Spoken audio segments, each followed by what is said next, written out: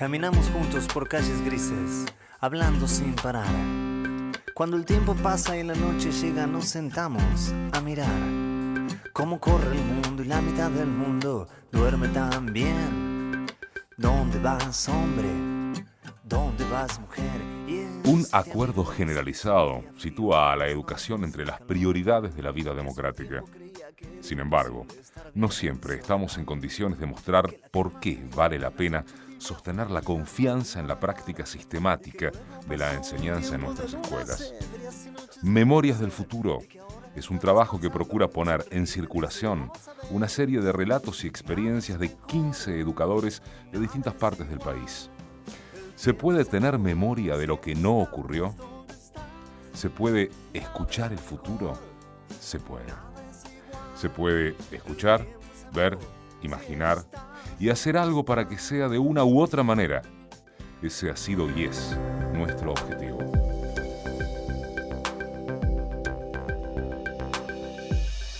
A mí me gustaba enseñar. Aquí algunos vecinos había ahí haciendo cruz con esta manzana donde pasaba el río, el arroyo, abajo. Había una chica que era amiga nuestra. Yo le enseñé a ella, le enseñé a otro chico, a ella le enseñé aritmética, a otro le enseñé a leer. Me gustaba enseñar. Y como éramos muchos y teníamos tiempo para todo, jugábamos mucho también. El doctor Seck, un alemán, se llama Hans Seck. Nos pusieron en quinto y sexto cátedras y él tenía zoología. Entonces, hasta el día de hoy es como si oyera su voz. Ahora le he regalado a uno de mis nietos y no se lo mostraría al libro que tenía dedicado por él. Me había dedicado a mí, una zoología. Entonces decía, Lula Aguirre, rincópteros, ¿qué son? Y la Lula Aguirre, que ahora es médica y excelente, yo creo que se pegaba tanto susto con los gritos que pegaba el alemán, que no decía nada. Entonces decía, rinco, pico, teros, ala. Me acuerdo tal cual, ¿eh? Cigarra. Y sí, porque la cigarra penetra la capa del árbol, la corteza, por ejemplo, los chañares. La penetra y chupa el jugo. Y así estudiamos. Tengo algunos recuerdos de los 2 primeros años en esa escuelita parroquial. Me acuerdo cómo una maestra le pegaba a un chico, cada salipa le daba, que bueno. Y yo mismo, por una travesura, una vez tuve que poner la mano así y me pegan ahí con una regla plana. ¿Y usted tiene un recuerdo de la primera clase que dio? Sí, porque lloré. La muerte no oculta misterio alguno, no abre ninguna puerta. Es el fin de un ser humano. Lo que sobrevive después de él es lo que le ha dado a los demás seres humanos, lo que permanece en la memoria de estos. Recuerdos maestros.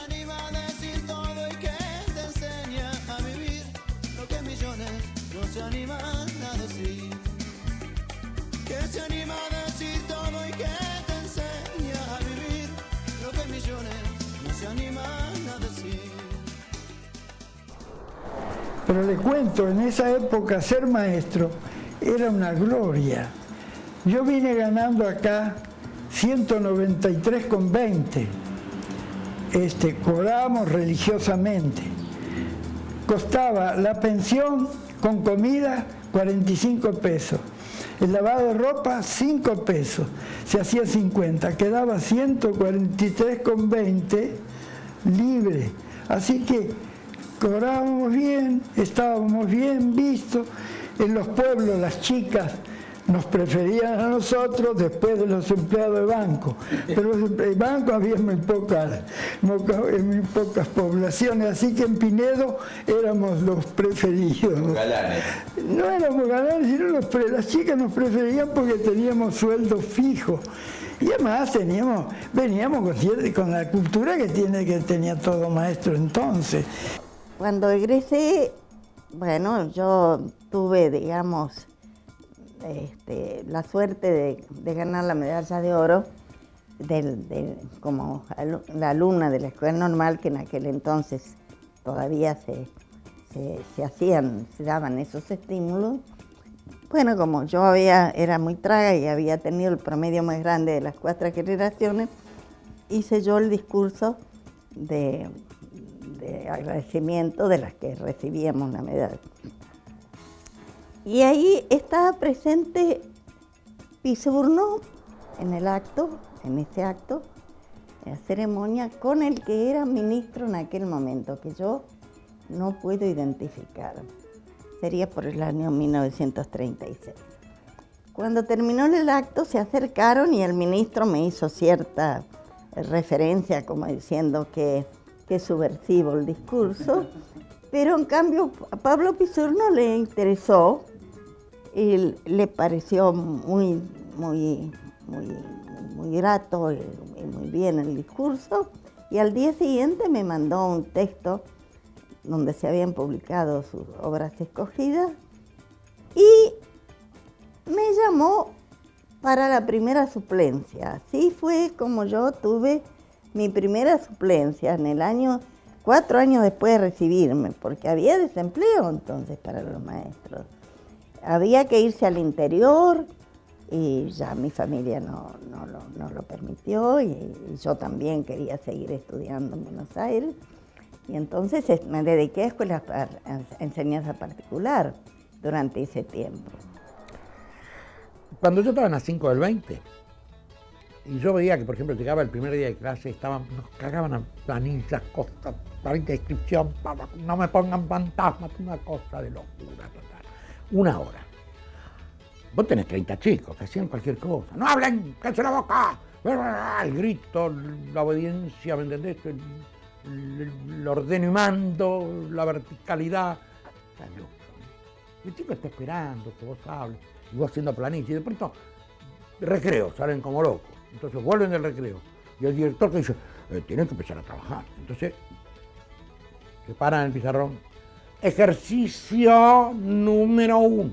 En el mismo renglón, yo hablaba con los chicos, no llenaba planeta, nada, carajo, yo hablaba. ¿Y cómo te llamás vos? Eustaquio. ¿Y por qué te pusieron Eustaquio? Y yo me llamo Hugo.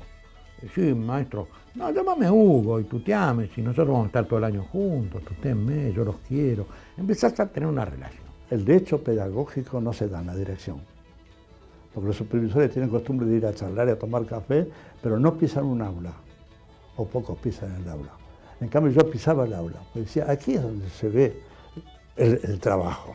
Lo otro, papeles escritos, planificaciones, cuadernos. El primer año que yo me hice cargo de la escuela, se llamaba el lugar Boca del Tigre. Y las maestras eran 2. Una me dijo, señor director, si usted quiere, el ómnibus ya pasa dentro de 15 minutos y se puede volver a su casa. ¿Por qué? Y porque mire lo que es esta escuela. Claro, era deprimente. Un rancho, una tapia vergonzante. Salitre, pero como yo estaba de director, yo estaba contento. Y bueno, fue una lucha muy fuerte, tuve que aguantármela, era joven. Y cuando llegó fin de año, las maestras, muy buenas las 2 maestras, pero no les gustaban las fiestas de fin de año, no les gustaban. Entonces una de ellas me dice, mire señor director, seguramente van a venir a visitarlo para que cómo va a ser la velada. ¿Y qué velada? Le digo, ¿qué es eso de velada? La velada es la fiesta de fin de curso que hacen las escuelas. ¿Y en qué consiste? Y consisten en números de baile, recitaciones, teatro y bailes, foros. Dígales que no, que usted no, que este año no lo va a hacer. Y yo les llevé el apunte a las maestras, me visitaron y le dije, mire, este año no, porque yo soy muy nuevo, más bien el año que viene. Se quedaron muy desconformes. Y una mujer que le decían doña Nona, me dice, director, ¿me permite una palabrita? Sí, señora. Era la fundadora de la escuela porque los chicos habían sido los que se iniciaron en esa escuela. Mire, director, las escuelas, nunca me voy a olvidar, valen por lo que sus maestros enseñan, pero más vale cuando la escuela ha hecho la fiesta de fin de curso. por ahora y se lo vamos a disculpar. Pero que no pase el año que viene, porque ¿sabe qué va a ocurrir? Se le van a ir los alumnos. Pero no me digas qué tiene que ver. Ah, no. Es sagrado la velada de fin de curso. Cuando empecé diciéndole que fui maestro de primer grado, todo el mundo que haya pasado por esas orcas caudinas sabe que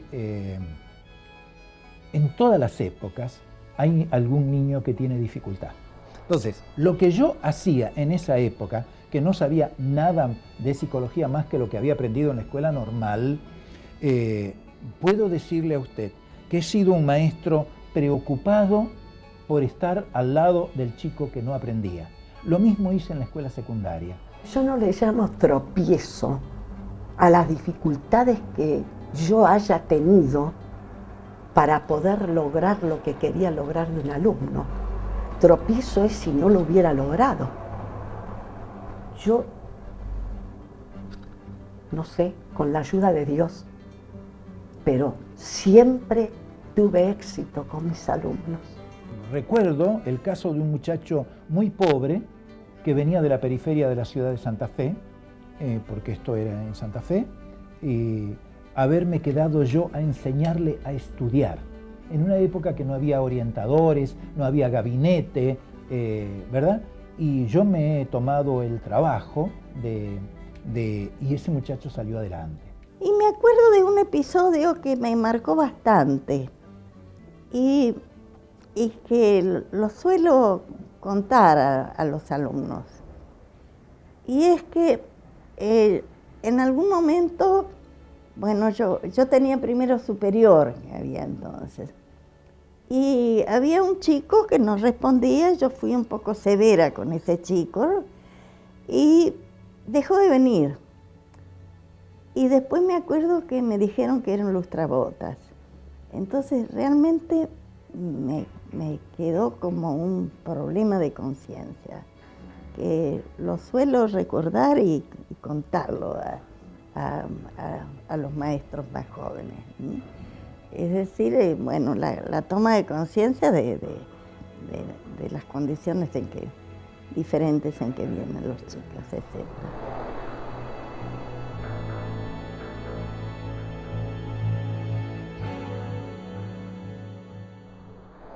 Cuando se abrió el concurso y gané el concurso, yo me dije, aquí ha llegado el límite.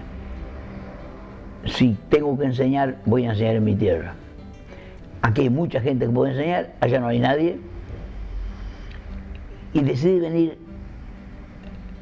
hablé con Juárez, que era gobernador, y con Juárez no me entendí. Y la mediocridad encumbrada es la que domina, es el gobernante, etc.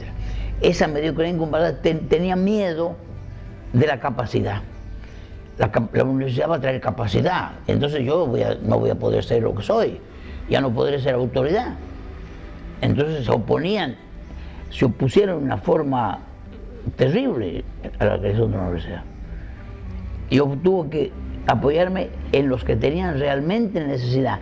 Estos no tenían necesidad porque estaban ya acomodados. ¿Quién tenía necesidad? Los ignorantes. Y comprendían, ellos sabían perfectamente. Y entonces yo les hablaba y decía, muchachos, si ustedes se capacitan, van a pasar a niveles superiores y van a poder, sus hijos van a poder ser mucho más que ustedes. Entendían muy bien y creamos centros pro universidad. Pero cuando volvían a la ciudad, aquí al centro de la ciudad, los desilusionaban.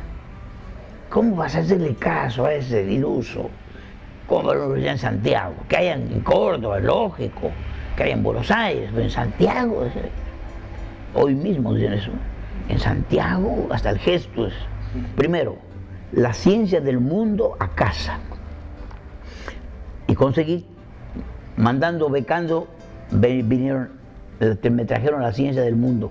No una escuela. Alemania, Holanda, Suiza, Israel, España, Estados Unidos, la ciencia, el pensamiento variado que venga aquí. En el segundo superior, la maestra era tenida por un cuco. Era tremenda. Así que me resistí bastante, pero con mi padre era un poco difícil resistirse porque me tomaba de la oreja y me llamaba si hacía falta. Me llevó a la escuela después de 2 días de discusión. Me senté en el primer banco, siempre fui chiquito. En el primer banco, y la maestra dio un problema. Y el único que lo hizo bien fui yo. Entonces se acercó, era una catamarqueña, que me voy a acordar el nombre, se acercó y me dijo, choque esos 5, amigo. Y ese gesto de apoyo frente a las dificultades que yo tenía, no me lo olvidé jamás. Y la escuela secundaria ya era otra cosa, ¿no? Y era bastante abierta la escuela, convivíamos muchachos y chicas, ¿no? También recuerdo, sí, una directora que era más bien represiva, era una mascarita porque estaba pintarrajeada. Ella estaba totalmente pintarrajeada, pero cuando alguna de mis compañeras venía con pintura, la hacía ir al baño a quitarse la pintura. Entonces yo veía un contrasentido ahí. En mí producía rebeldía todo eso. No le voy a decir el nombre de la maestra, pero no tengo ganas de establecer, porque yo no la podía ni ver a la maestra. Primero porque tenía frío siempre. Y siempre estaba haciéndose la que tiritaba, y a los chicos no les gusta eso. Y después, cuando llegó el fin de año, ahí ya era el colmo. Me dice, Beltrán, usted no va a sentarse con los compañeros. Yo no sabía qué desgracia me estaba por pasar. Alguna cosa muy terrible sería. Yo era bastante tímida, aunque no parezca. Entonces, se me salían las lágrimas y me hacía así para que no vieran que yo tenía miedo y lloraba, me hacía así las lágrimas. Y no sabía qué me estaban por exigir, separada, sentada en el salón de acto del normal, que era enorme, separada, sentada sola. Entonces, cuando veo que llaman a José Alberto Ruiz Palacio, el mejor alumno. Entonces, pasó José Alberto Ruiz Palacio, recogió un papelito que decía eso. Delia Beltrán, la segunda alumna, para eso me habían puesto separada.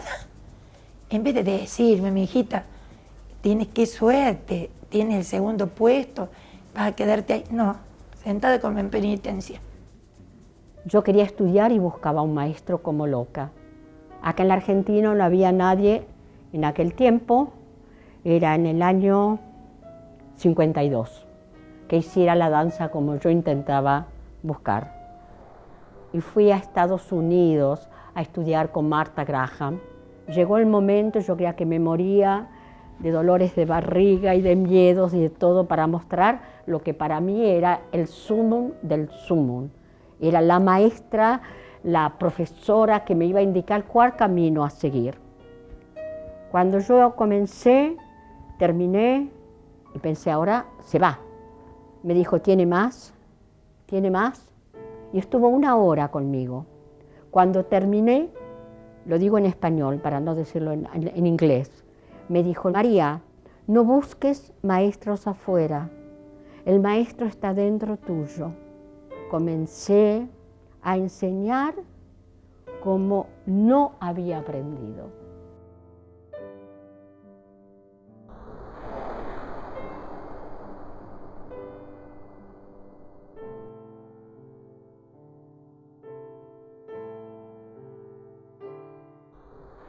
Leo, usted nos contaba recién de que les enseñó a hablar a una comunidad de chicos que no hablaban su lengua. ¿Cómo hizo para enseñarle a hablar? ¿Cómo resolvió ese? Yo tomaba un lápiz, levantaba lápiz, lápiz, lápiz. Los chicos decían lápiz, lápiz, lápiz. Ventana, ventana, ventana. Puerta, puerta, puerta. Libro, libro, libro. Y en Canadá, ahí comencé mi carrera de técnico. Fui como jugador y fue una carrera, una historia muy linda porque dirigía un equipo que a los 3, 4 partidos me dieron el equipo a dirigir a mí. Yo no sé por qué, que yo no sabía. Yo dirigí el equipo, salí de Canadá sin saber decir ni ok, y bueno, y lo dirigí. Bueno. Pero además había un yugoslavo recién llegado, él y el arquero. Y yo te hacía la charla en una mesa de billar, con papelitos, algodón, hacía el esquema, ¿no? Entonces él jugaba marcador de punta y yo le hablaba en mi idioma, ¿no? Y le decía, bueno, mira, vos estás acá, ¿no es cierto? Bueno, cuando viene la jugada de allá, vos tenés que cerrar acá, todo así. Y después lo hacía en la cancha. Y en la primer fiesta patria, el 25 de mayo de 1939, yo hice un acto con 65 números. 65, habrá durado 5 horas. No, duró 1 hora y media, porque yo le hacía a cada muchachito un versito de 4 líneas sobre el tema de la patria, del campo, del trabajo. Iban los chicos que nunca habían hablado castellano y decían ahí, como queriendo volar con las manos, las 4 líneas del verso, y los padres creían que tenían un genio porque le había dicho el poemita. Contento, sí. Y me agencié una vitrola y me compré unos cuantos discos, el himno nacional, la marcha de la bandera, San Lorenzo y demás, y cantábamos porque esta gente, rusos, alemanes, tenían un oído muy bueno, aprendían a cantar enseguida. Así que hicimos una fiesta muy linda, pero tenía 65 números. Después dimos chocolate, galletita y demás.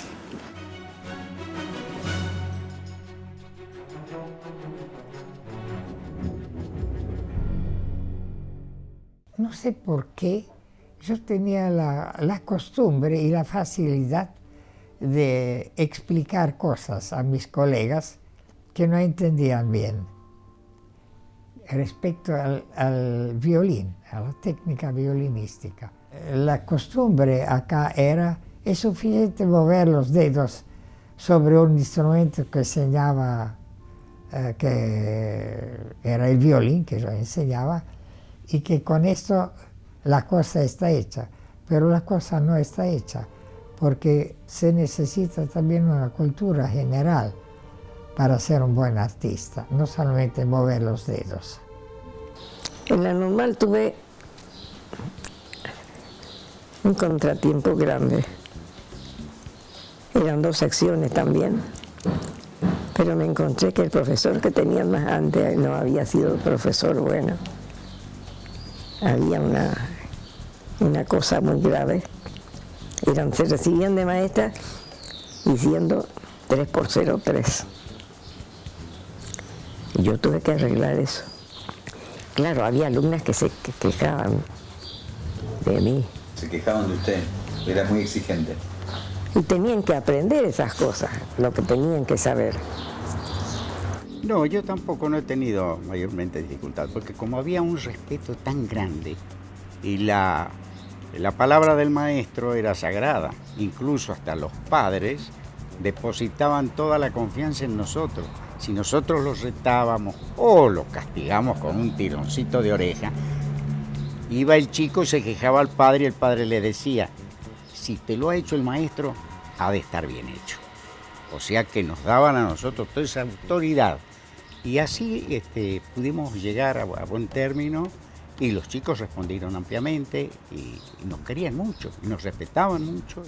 Yo recuerdo como más satisfactorio para el espíritu es los años que yo trabajé como maestro rural, porque yo fui, además de maestro, fui como en la colonia una ayuda. Yo tenía una baturecita cuando se enfermaba alguien que necesitaba de urgencia un médico, yo iba al pueblo, lo traía y demás. Entonces el maestro era algo más que maestro. Teníamos nosotros, se llamaban inspectores sanitarios. Nosotros teníamos un médico escolar que era una excelente persona, muy cumplido. Miren, en esa época, no sé, ellos no descuidaban las escuelas. Y teníamos este inspector que iba, ¿no? Y resulta que yo era maestra en primer grado. Tenía, como 40 alumnos en primer grado. Y yo había visto, en esa época yo estaba, sí, tenía primer grado. Y en los otros grados de las otras maestras, esta señorita observaba, porque era de higiene también, observaba la higiene de los chicos. Y esta señorita iba observando si tenían piojos los chicos. Y les abría la cabecita con así con un lápiz que ella tenía en los otros grados. No les tomaba el pelo, no les tocaba la cabeza. Y cuando fue a mi grado, entonces estaba una regla que yo tenía en mi escritorio y la veo que ella toma la regla y se viene a abrirles la cabeza de los chicos con la regla. Entonces le digo, señorita, le digo, como son tantos los chicos, si usted me permite, yo la voy a ayudar. Bueno, entonces yo con mis manos les abría la cabeza para que ella viera el pelo de los chicos y ninguno tenía piojos, porque ahora es una epidemia, antes no era. Y no tenían, entonces yo le abrí con mis manos. Yo pensé para mí, ella hará lo que quiera en los otros grados, pero en el mío no. Y entonces recorremos las palabras hasta el fin. Se dibujan los recuerdos caminando por ahí. ¿Nunca le cerraron la puerta cuando entró a la escuela? No. ¿Nunca le ocultaron nada? Ah, sí, pero era difícil, porque lo que no decían se lo preguntaba yo. Yo era maestro en una escuela, como dije, que me inicié y después a 5 kilómetros crearon otra y a mí me nombraron director. Entonces yo venía a visitar a mi antiguo director. Y en el lugar, en la vacante que yo dejé, nombraron una maestra de Corrientes. Y al principio iba a visitar al director, a la familia, y después a visitar a la maestra. Y después nos casamos y la trasladaron ella a mi escuela, y ahí tuvimos 4 chicos, y ella escribió ese librito de cuentos que se llama Amistad para los chicos, sobre animalitos del monte que les gustan a los chicos. El tiempo es amigo si está